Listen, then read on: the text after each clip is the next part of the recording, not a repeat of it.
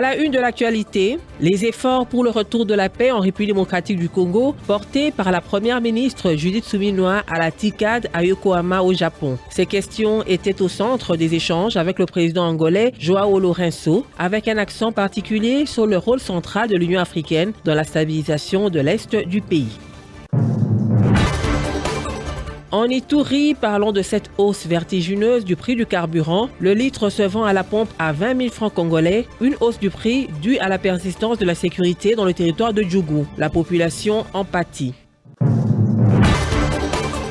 Début sur l'ensemble du territoire national des épreuves certificatives nationales de fin de formation professionnelle. Ces épreuves qui se dérouleront en 2 phases, soit du 20 au 31 août. C'est l'inspecteur général à la formation professionnelle qui a procédé au lancement de ces épreuves.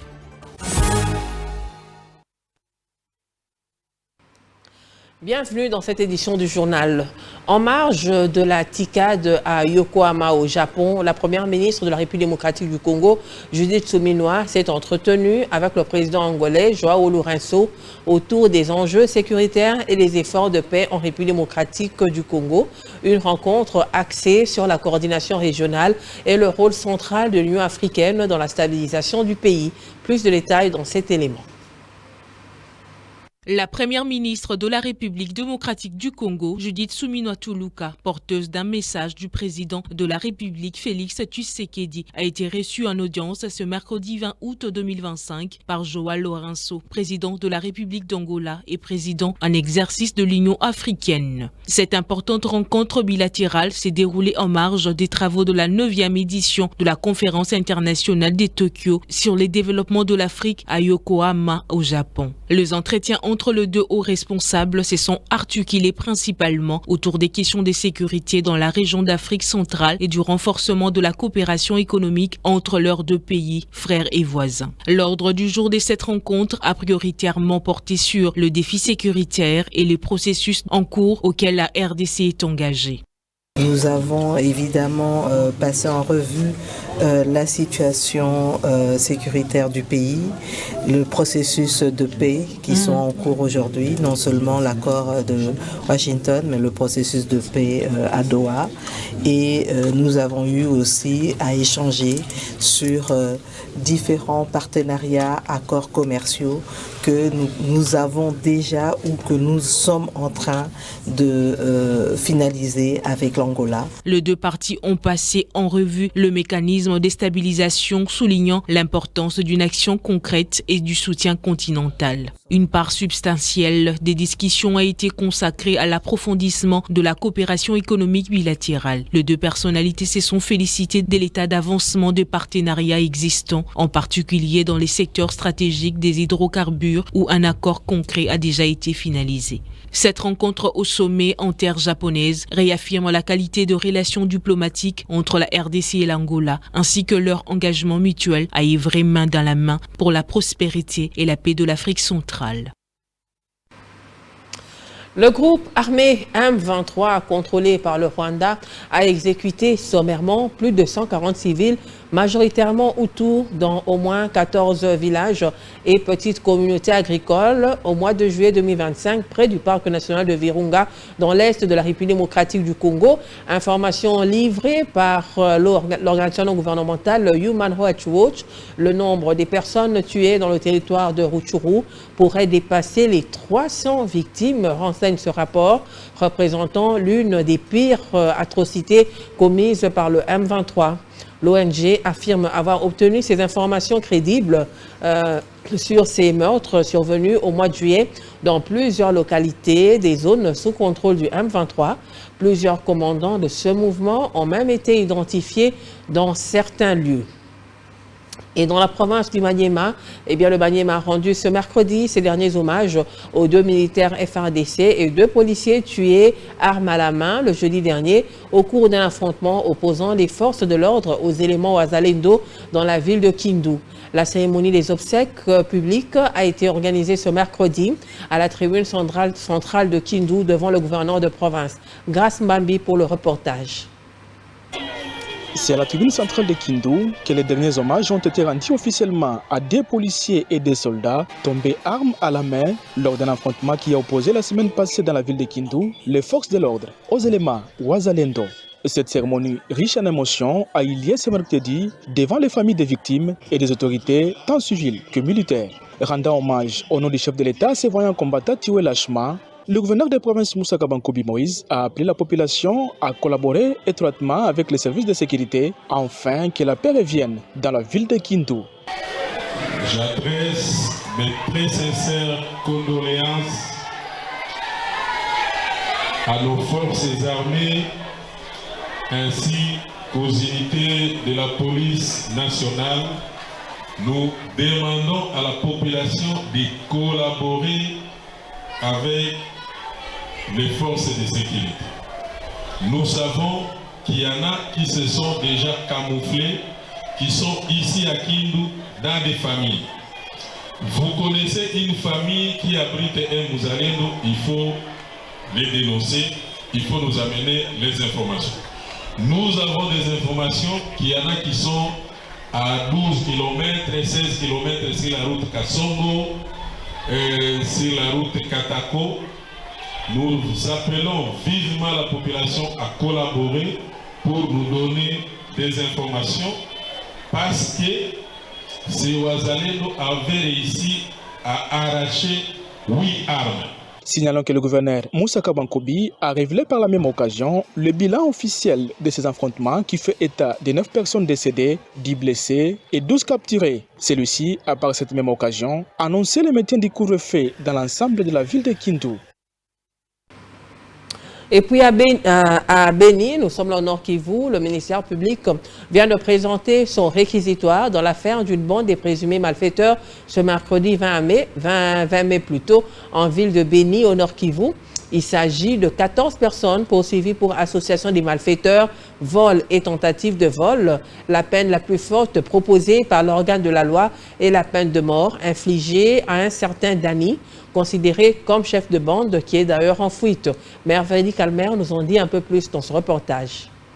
Parmi les prévenus figurent 4 de nationalité ougandaise qui ont avoué avoir participé au braquage de la société des microfinances Paidec. Le ministère public a requis 15 ans de servitude pénale à la plupart de ceux-là qui étaient présents. Il a ensuite proposé que les chefs des bandes en fuite soient condamnés à mort. Monsieur le Président, nous revenons à Lukiamozi Daniel, chef de bande, c'est-il qui est en fuite.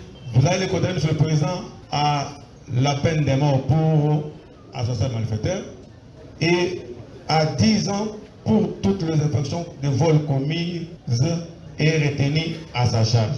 Faisant application de l'article 7, vous allez condamner à l'unique peine la plus forte, c'est la peine de mort. Monsieur le Président, nous allons chiter. La défense a plaidé coupable pour les 4 sujets étrangers présents, car ayant avoué les faits, mais plaidant pour des circonstances atténuantes au regard de la coopération et de l'âge des prévenus. Que nous venons de citer, nous plaidons coupables. Nous plaidons coupables pour l'infraction d'association des malfaiteurs et nous plaidons coupables pour l'infraction de vol qualifié commis chez Paidec. Mais nous plaidons non coupables pour tentative de vol qui voulait être perpétré à Cantine chez Esco. Comme nous plaidons coupables, Monsieur le Président, nous sollicitons seulement les circonstances atténuantes à l'égard de ces 4 prévenus. L'organe de la loi a plaidé pour l'acquittement de certains prévenus à cause de certains doutes. Ces personnes sont accusées d'avoir pris part à plusieurs opérations de cambriolage, dont celle passée chez Paidec, 2 fois au Shop Ngenge Béni et dans d'autres microfinances. Une somme importante a été restituée à certaines institutions financières après arrestation de la bande. Vous allez le corriger avec moi. Le verdict a eu lieu donc ce mercredi 20 août.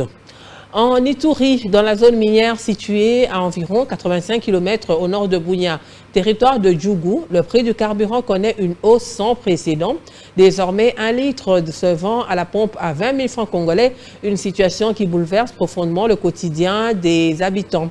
D'après Héritier Manguete, président du Parlement des jeunes de la région, ce mercredi 20 août, cette flambée résulte directement de la sécurité persistante entre Nizi, Iga Barrière et Lopa. Ces localités ont récemment été le théâtre d'affrontements entre les forces armées de la République démocratique du Congo et les combattants du groupe armé CRP, rendant impraticable l'axe Iga Barrière-Mongwalu. La crise touche également les radios communautaires qui n'émettent plus qu'aux heures d'information faute du carburant pour alimenter leurs générateurs. On l'écoute dans ses propos choisis par Vérité Johnson.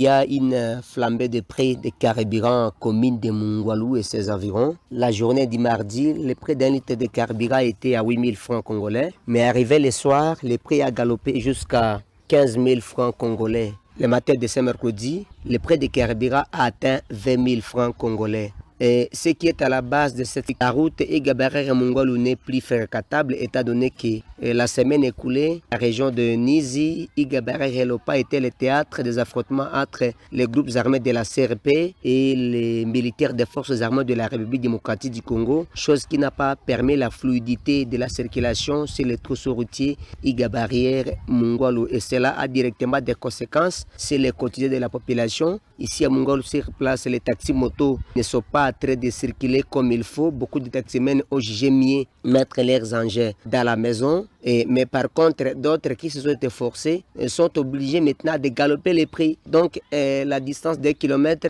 ils sont facilement en train de le faire, moyennant 5 000 francs congolais. Alors, cette situation vraiment n'est pas en train d'arranger la paisible population. Et raison pour laquelle nous demandons aux autorités qui ont la sécurité dans leurs attributions de faire de leur mieux. Utiliser même le système d'escorte militaire afin d'escorter les véhicules et pouvoir quitter Bunia jusqu'à Mongwalu. Parce que si aujourd'hui c'est la situation des carburants qui est ainsi, et comme il n'y a pas aussi une fluidité des véhicules sur ces trousseaux routiers, cela risque d'avoir aussi d'autres conséquences aussi sur des produits alimentaires. Parce que, étant donné que les véhicules ne sont pas en train d'entrer fréquemment ici à Mongwalu, on peut aussi avoir des pénuries au niveau des produits alimentaires. Amélioration du climat des affaires dans le secteur des exportations en République démocratique du Congo. Le ministre Julien Paluku Kahongya met les bouchées doubles pour mettre fin à la persistance de la perception illégale de 10 $ américains sur les productions agricoles d'exportation, et cela par tonne par l'Office congolais de contrôle OCC. Suite aux plaintes et dénonciations de l'Association des exportateurs du cacao-café de la RDC et de la Fédération des entreprises du Congo FEC, groupement territorial de Béni, mais aussi dans l'objectif de consolider l'amélioration du climat des affaires en RDC, qui vient de ratifier l'accord de facilitation des échanges commerciaux de l'Organisation mondiale du commerce, OMEC. Le ministre du Commerce extérieur, Julien Paluku Kahongya, passe donc à la vitesse supérieure pour mettre fin à la persistance de la perception de ces 10 $ par tonne sur les productions agricoles d'exportation, et soit donc 150 et 300 $ américains par véhicule transportant des produits destinés à l'exportation, mettant ainsi donc les bouchées doubles pour faire respecter la suppression de cette taxe toxique. Le directeur général de l'OCC, Étienne Chimanga, est donc sommé de fournir dans un délai de 7 jours des explications claires sur cette taxe toxique, pourtant supprimée par le ministre du Commerce extérieur, Julien Paluku, dans sa lettre du 7 février 2024, car violant les instructions de la tutelle et les lois de la République. Cette décision du ministre du Commerce extérieur est très saluée par les associations des exportateurs de la Fédération des entreprises du Congo, FEC. Direction le Kwilu, où le gouverneur de province, Dr Philippe Akamitu Nandolo, a, au nom du vice-premier ministre et ministre en charge de l'Intérieur, procédé au lancement officiel de l'atelier de vulgarisation des textes légaux sur la création, organisation et fonctionnement des comités provinciaux et locaux. Le gouverneur Akamituna a rendu un hommage au chef de l'État et a également appelé tous les participants à travailler sérieusement pour l'intérêt de la sécurité de la population et leurs biens. Benoît Desgrovdal nous en parle. C'est dans la salle Maison Blanche gouvernorat de la province à Djoukilou que les gouverneurs, docteurs Philippe Akamitounan Dolon, lance l'atelier de vulgarisation des textes légaux relatifs à la création, à l'organisation et au fonctionnement des comités provinciaux et locaux de sécurité. Cette cérémonie commence par les mots de bienvenue du maire de la ville de Bandundu, suivi d'un briefing sur le déroulement de cet atelier assuré par les directeurs Moulolo, chef de la délégation du ministère de l'Intérieur, qui souligne l'importance d'une gouvernance sécuritaire de proximité qui doit s'appuyer sur la mobilisation de tous pour assurer une sécurité optimale. Le premier citoyen du Djoukilou, docteur Philippe Akamitounan Dolon, a ensuite, au nom du vice-premier ministre, ministre de l'Intérieur, procédé au lancement officiel des travaux tout en rendant un vibrant hommage au chef de l'État, Félix-Antoine Tshisekedi Tshilombo. Permettez-moi de rendre un vibrant hommage à un homme qui, depuis son accession à la magistrature suprême, se bat corps et âme pour le rétablissement de la paix dans notre pays, qui, depuis plus de 30 ans, vit une situation de crise sécuritaire à l'est du pays, avec des massacres perpétrés tous les jours par le Rwanda et ses alliés du M23 et dans certains coins de la République. Aux participants, les jours que vous allez passer ici pour la formation ne sont pas vains. Vous avez l'obligation de suivre attentivement les enseignements afin que vous puissiez les appliquer dans vos entités respectives. Notez que cet atelier d'une durée de 3 jours dans la ville de Trois-Rivières réunit tous les membres des comités provinciaux et locaux de sécurité. La gestion durable des eaux du bassin du Congo, facteur de lutte contre la sécheresse en Afrique subsaharienne, c'est le thème d'un atelier qui a réuni autour d'une table à Kinshasa les acteurs et représentants des organisations de la société civile, les experts du secteur environnemental et agricole, initié par le Centre national d'appui au développement et à la participation populaire CNADEP. Cette rencontre avait pour objectif de contribuer à travers des réflexions et recommandations dans la lutte contre la sécheresse et la désertification. Explication Bobo Mungongo. Comment la République démocratique du Congo peut-elle garantir une gestion durable et souveraine des eaux du bassin du Congo face aux pressions environnementales, climatiques, migratoires et géopolitiques, tout en assurant la résilience des communautés locales et prévention au risque de sécheresse? C'est la problématique au cœur de cet atelier national Désertif Action initié par le Centre national d'appui au développement et à la participation populaire CNADEP, donnant ainsi l'occasion aux représentants des organisations de la société civile et experts du secteur environnemental et agricole de réfléchir et échanger d'expériences sur les questions liées notamment aux enjeux du réchauffement climatique, enjeux de gouvernance et autres pratiques anticipatives pour prévenir face aux effets des désertifications que subit les pays sur le plan aussi bien agroalimentaire que sécuritaire. L'objectif, c'est de pouvoir recueillir les recommandations des acteurs présents et puis porter ces recommandations sur le plan national, régional et international à travers un grand plaidoyer qui se fait déjà dans le cadre de la Désertif Action, qui est un mouvement, une dynamique internationale qui regroupe les pays du Sahel, les pays de l'Afrique australe, dans lesquels la RDC ne participe pas. Et nous pensons que la RDC a beaucoup à offrir, non seulement en termes de ressources, mais aussi en termes d'anticipation pour résorber les différents impacts auxquels elle fait face actuellement. Les participants à cet atelier ont interpellé le gouvernement congolais qui a ratifié depuis des années la Convention des Nations Unies sur la désertification et qui a eu une stratégie de lutte contre la désertification de pouvoir la mettre en œuvre afin de soulager la population et faire évoluer le pays vers une sécurité alimentaire, climatique et environnementale. Du 20 au 31 août 2025 ont lieu en République démocratique du Congo, sur toute l'étendue du territoire national, les épreuves certificatives nationales de fin de formation professionnelle. Ces épreuves, qui ont lieu en 2 phases, pratiques et théoriques, ont été lancées ce mercredi 20 août à Kinshasa par l'inspecteur général à la formation professionnelle. Ce dernier avait à ses côtés la secrétaire générale et le directeur de cabinet du ministre d'État, ministre de la formation professionnelle. Alain Lumwamba nous en parle. Le go a été donné ce mercredi 20 août 2025 pour les épreuves certificatives nationales de fin de formation professionnelle, ECN-FFP en sigle. En voyage au Japon, à Tokyo, où il participe dans la suite de la Première ministre aux travaux de la 9e édition de la conférence internationale de Tokyo sur le développement de l'Afrique TICAD 9 au Japon, le ministre d'État, ministre de la formation professionnelle, s'est fait représenter par son directeur de cabinet, la secrétaire générale et l'inspecteur général à la formation professionnelle.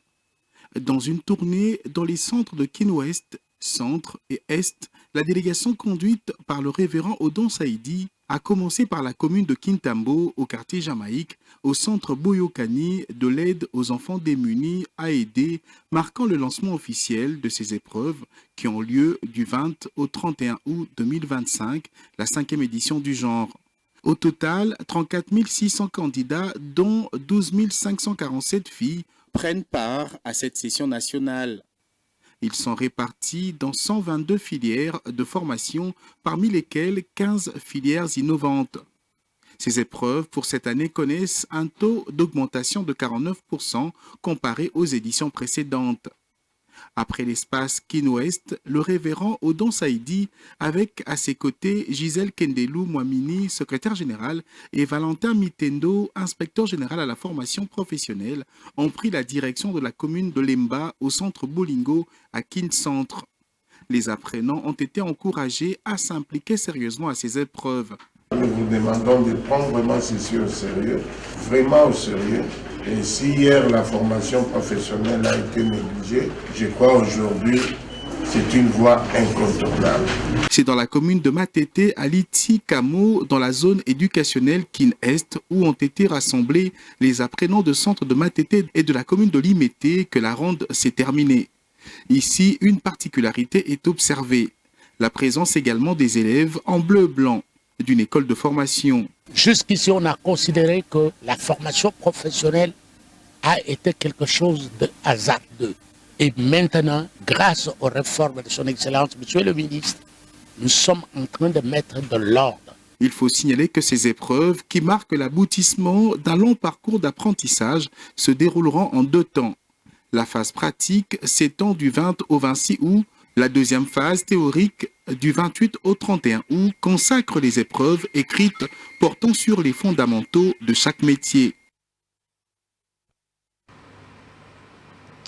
Le vice-premier ministre et ministre en charge de la fonction publique a effectué le mardi dernier une visite d'inspection à la direction des bases des données numériques et des ressources humaines de l'État.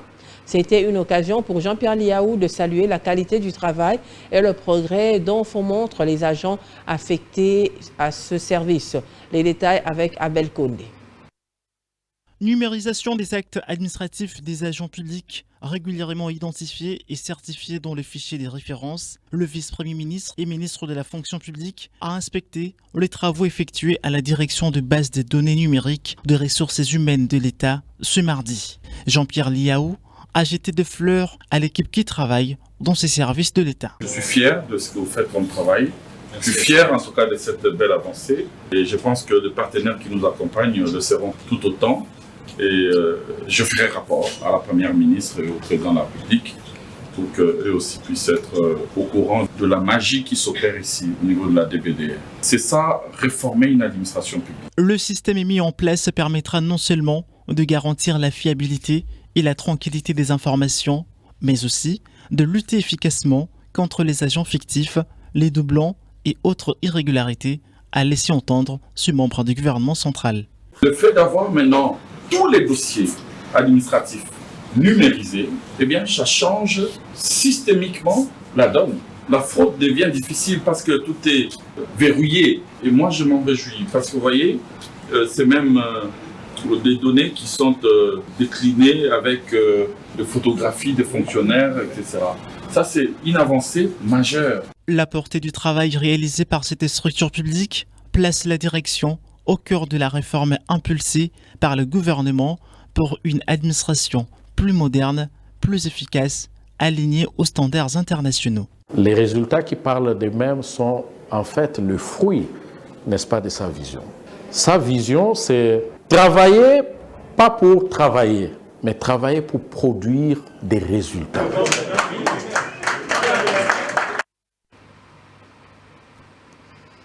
Et tout à fait autre chose à présent. Ce mercredi 20 août, c'est la journée mondiale du moustique.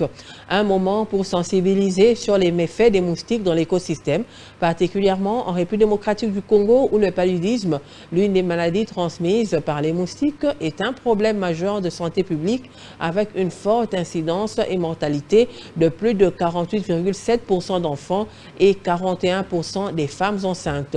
Suivez cet élément. Les moustiques sont une espèce d'insectes qui font le plus mal en RDC, en raison de la transmission rapide du paludisme, une maladie qui fait beaucoup de ravages dans des familles. De ces faits, le 20 août reste donc une occasion pour que l'humanité se rappelle de son impact sur la santé humaine. Cette date se présente aussi comme tribune pour sensibiliser sur la prévention d'autres maladies transmises par les moustiques en dehors du paludisme. Pour le docteur Didier Ndjibou, le paludisme est réputé en République démocratique du Congo comme l'une des premières causes de mortalité infantile. Ce corps médical lance un appel à l'assainissement de l'environnement, unique solution pour lutter contre les moustiques. Ce qu'il faudrait retenir dans notre milieu, les groupes de moustiques ne donnent pas seulement le paludisme, parce que parlant du paludisme, on parle essentiellement du moustique du genre Anophèle. En dehors de cela, il y a beaucoup d'autres pathologies induites par le moustique, véhiculé par le moustique. Mais dans le cas du paludisme, comme c'est la principale, c'est la plus meurtrière dans notre milieu, nous pouvons, dans le cadre de cette journée, parler de l'assainissement du milieu pour lutter efficacement contre tous les genres de moustiques, mais en particulier celui du paludisme. Parce que l'assainissement du milieu constitue le moyen le plus efficace de lutter contre le vecteur qui est celui qui nous transmet la maladie. Il peut le prendre chez une personne X au cours d'un repas sanguin pour l'amener chez une personne Y. Selon certaines sources sanitaires sûres, aujourd'hui, soit 128 ans plus tard, la maladie transmise par les moustiques tue plus d'1 million de personnes et infecte jusqu'à 700 millions chaque année, soit près d'une personne sur 10. Et en dehors de nos frontières, en Libye, malgré les tensions politiques et sécuritaires, des élections municipales ont pu se tenir dans plusieurs villes avec un taux de participation encourageant. Mais dans un pays encore divisé entre deux gouvernements rivaux, le processus électoral a été bloqué dans plus d'une vingtaine de municipalités, notamment dans l'Est et le Sud. Anita Mwadi pour le reportage. Des élections municipales ont été organisées en Libye malgré les tensions politiques et sécuritaires pour renforcer la gouvernance locale. Mais les scrutins n'ont pas abouti dans toutes les municipalités de ces pays divisés par le gouvernement parallèle. Cet test démocratie a été une réussite dans plusieurs villes du pays avec un taux de participation de 71% et près de 162 000 votants. Toutefois, le scrutin a été prévu dans 63 municipalités a dû être annulé dans 27 villes de l'Est et du Sud de la Libye. La haute commission électorale qui a organisé ces élections a dénoncé les mesures prises par les gouvernements de l'Est qui a choisi de garder le bureau des votes fermé ou d'interrompre la distribution des cartes électorales. La mise de médiation des Nations Unies a également condamné ces directives. La Libye est dirigée par deux gouvernements parallèles, l'un mené par le Premier ministre Abdaïd Deiba, installé à Tripoli et reconnu par l'ONU, et l'autre basé dans l'Est, incarné par le Parlement contrôlé par le clan Haftar. Les électeurs libyens entendus et dans certains bureaux de vote ont salué l'organisation de ces élections, déclarant qu'ils se sont sentis utiles et espérant que d'autres scrutins réguliers seront organisés. Et voilà tout pour ce journal. Merci de rester fidèle au programme de Digital Congo Télévision. Portez-vous bien.